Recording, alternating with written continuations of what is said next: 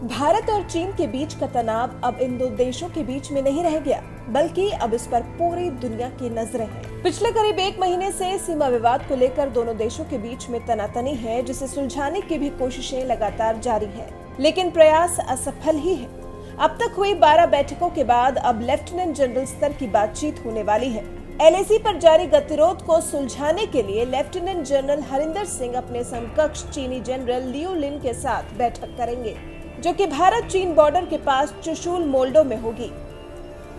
विवाद खत्म होने की उम्मीद इसलिए भी है क्योंकि शुक्रवार को ही दोनों देशों के विदेश मंत्रालयों के बीच में बातचीत हुई है और दोनों ही देशों ने एक दूसरे की भावनाओं का सम्मान करते हुए विवाद के निपटारे पर ही जोर दिया है। माना जा रहा है कि शनिवार को होने वाली इस मीटिंग में एजेंडा फिक्स होगा और रिटर्न भी सिर्फ इसी एजेंडे पर बात होगी।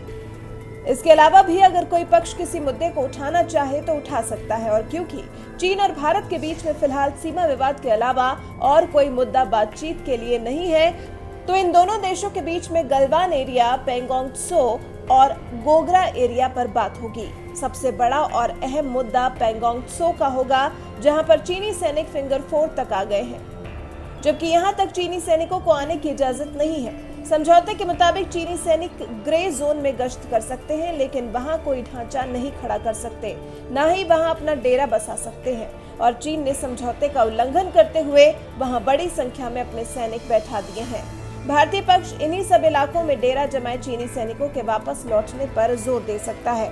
पूरी दुनिया की निगाहें इस मुद्दे पर इसलिए भी हैं क्योंकि चीन सिर्फ भारत के साथ इस तरह की हरकतें नहीं कर रहा, बल्कि पड़ोसी सभी देशों की नाक में दम किए हुए है। और फिर भारत भी पिछले महीने की शुरुआत से ही पेंगोंग त्सो, गलवान घाटी, देमचौक और दौलत बेग ओल्डी के सभी विवादित इलाकों में चीनी सैनिकों के आक्रामक रवैये पर कड़ा रुख अख्तियार किए हुए है।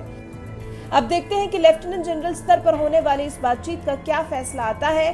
देखना है कि भारत के साथ इस 13वीं बैठक के बाद इसका नतीजा किसके पक्ष में निकलता है।